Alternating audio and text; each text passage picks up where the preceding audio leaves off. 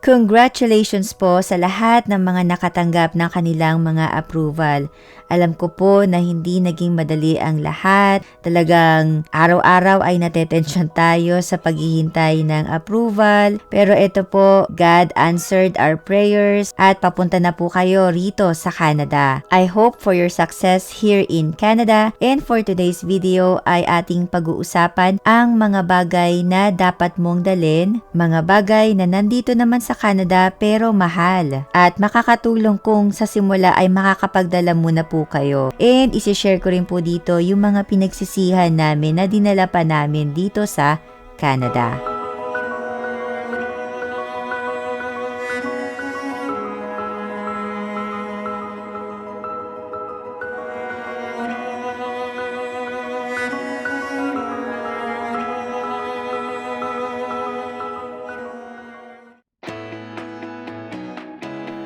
So, ayun guys, hinihintay na kayo ng Canada. And ishare ko lang din yung pag-book ng ticket. Sabi lang nila, mag-check ka ng flights pagka madaling araw, 12 a.m., 1 a.m.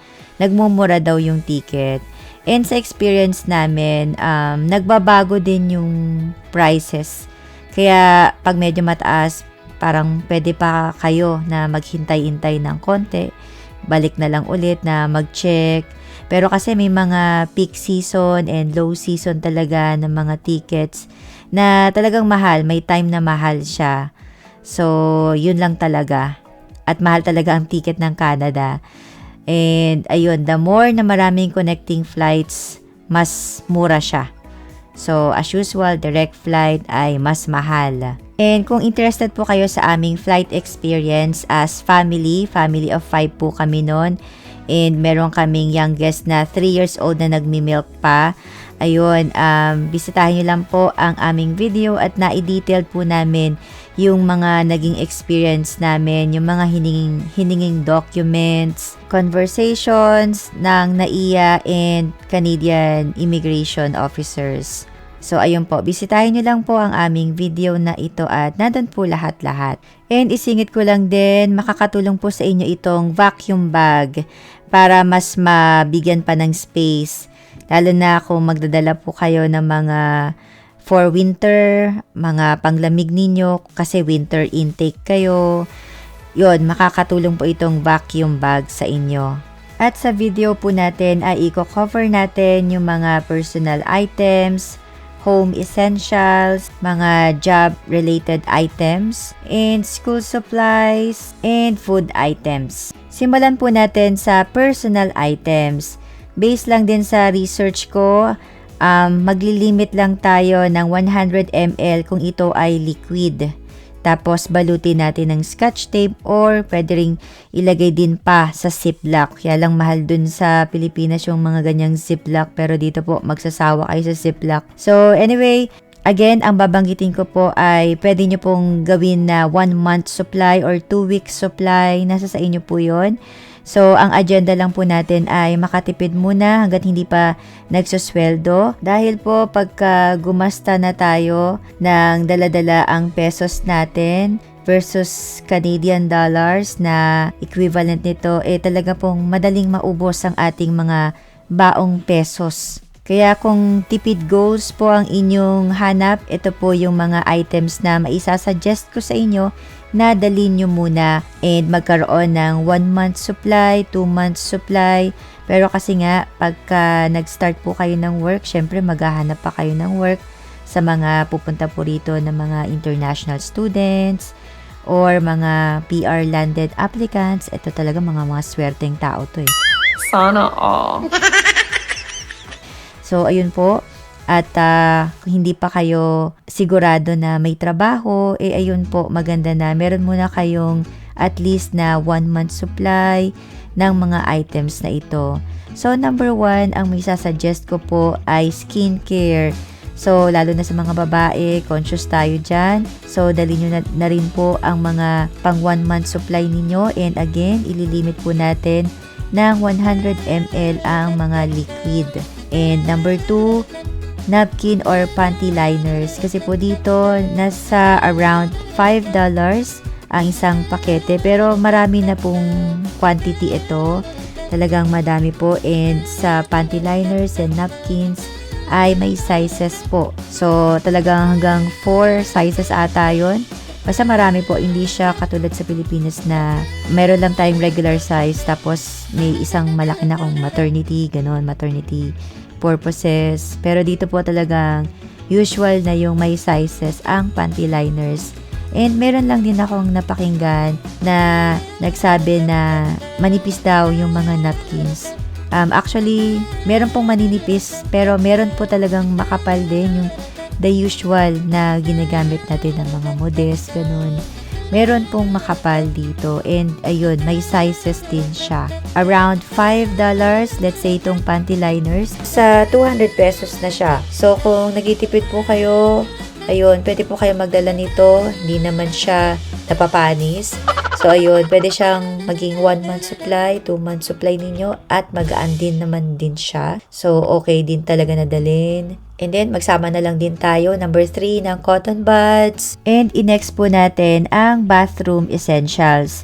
So, nandito na po ang mga shampoo, conditioner. Kasama rin dito yung mga germicidal soap. And yung mga skincare soap po ninyo, ayun, maganda rin na at least a month na supply.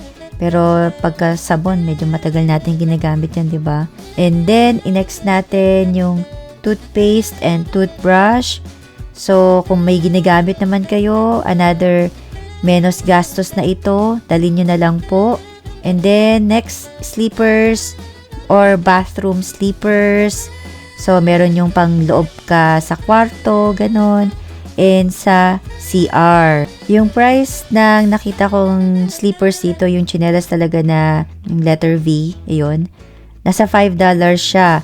So, around 200 pesos kung i-convert po ninyo. So, talagang may karapatan tayong mag-convert ngayon dahil sa hindi pa tayo kumikita ng pesos.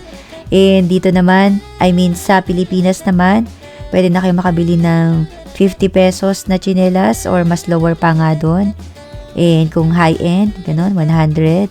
So, ayun po, makaka-menos gastos kayo kung magdadala na po kayo ng mga sleepers pang loob sa bahay and pang bathroom. Ayun, pwede na. Next, isama na rin natin ang mga painkillers and pwede itong liquid na 100 ml again.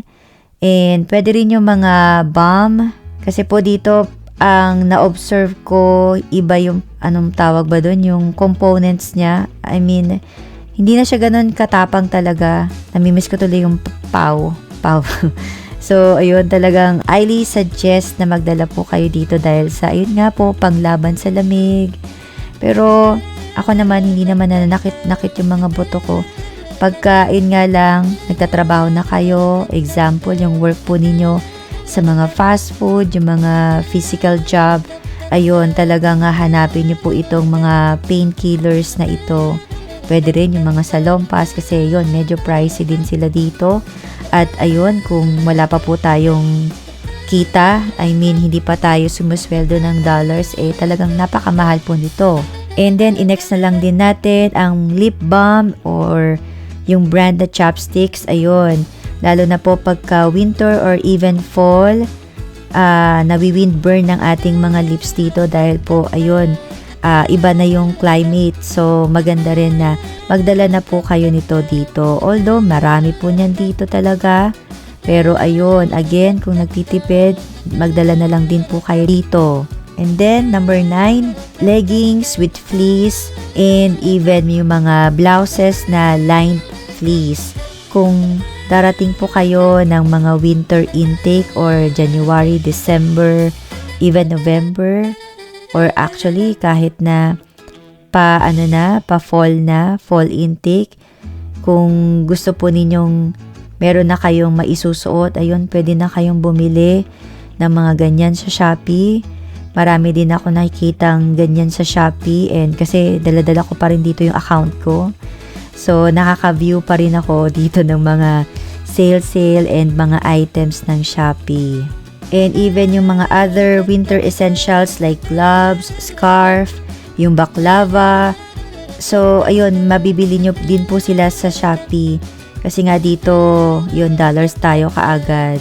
And then next, isunod na rin natin ang ating mga vitamins. So, kung meron po kayong tinitake, dalhin nyo na lang din po ito.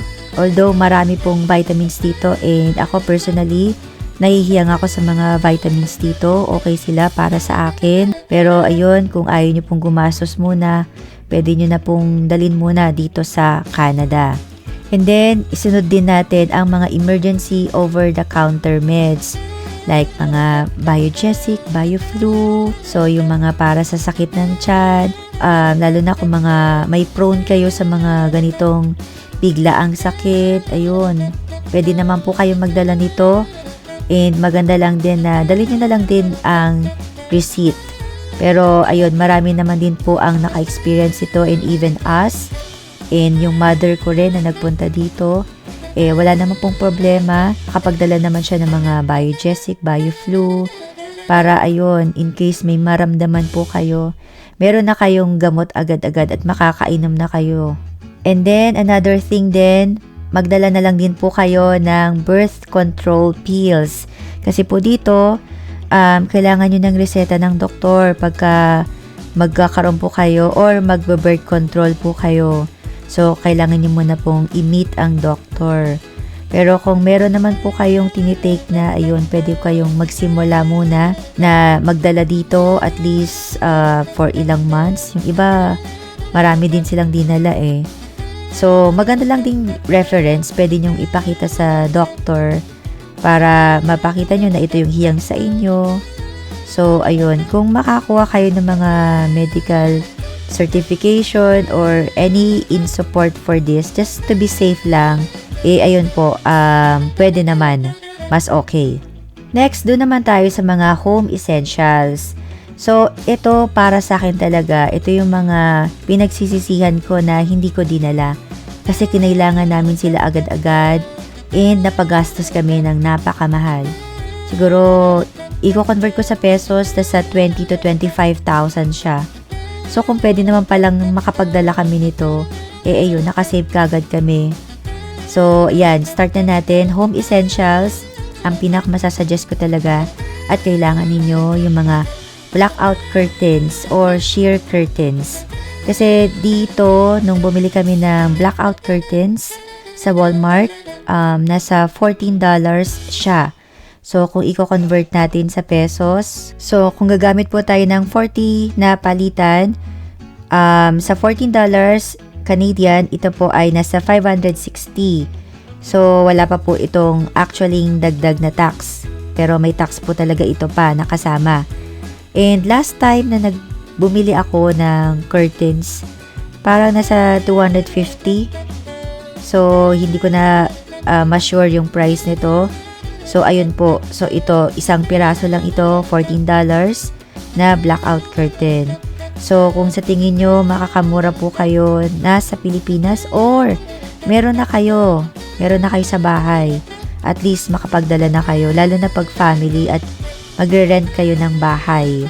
Pero pag single, probably meron pong kasama ito sa kwarto nyo. Hindi ko ma-sure. Pero sa experience namin, yung nagrenta kami ng buong bahay, ay kinailangan po namin yung blackout curtain. Kasi dito, iba-iba ang sikat ng araw at paglubog ng araw, lalo na pagka winter at pag summer. Pag summer, matagal bumaba yung araw. Sa aming city, 9:30, palubog pa lang siya. So, kung maaga po kayo matutulog at ayun, kailangan nyo ng blackout curtain, mas makakatulong po sa inyo ito. Pero yung unang-unang apartment po namin, may blinds siya. So, hindi pa kami bumili doon.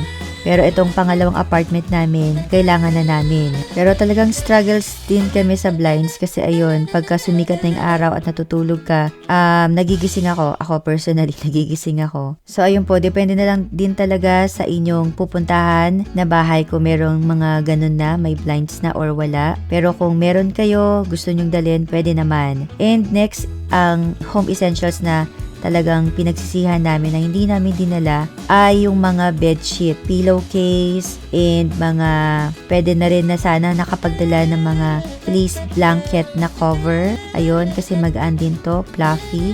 Pwede na siguro siya sa vacuum bag. Nung bumili kami para lang sa bed essentials, yung mga bedsheet, pillowcase, blanket, comforter. Pumalo kami ng nasa mahigit $500.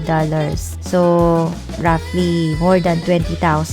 So, ayun guys, kung meron kayo sa bahay, talagang malaking menos gastos na ito kung madadala nyo po. Next na home essential ay tabo or portable bidet. Though dito po, meron kayong mabibilhan.